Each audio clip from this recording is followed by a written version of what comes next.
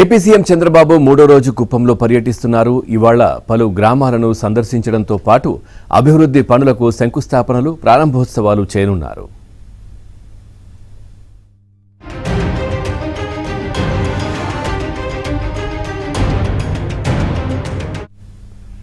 నిన్న రెండో రోజు పర్యటనలో భాగంగా సీఎం చంద్రబాబు ఆయన 118 కోట్లతో నిర్మించనున్న కుప్పం ఆర్టీసీ బస్టాండు డిపోకు శంకుస్థాపన చేశారు. నలగంపల్లిలోని నెట్ జీరో విధానాన్ని అమలు చేస్తున్న ఇళ్లను సందర్శించారు. Solar roof top, induction cook టాప్లో వర్షపు నీటి సంరక్షణ, కిచెన్ కాంపోస్టింగ్, టెర్రస్ గార్డెనింగ్ వంటి విధానాలను పరిశీలించారు.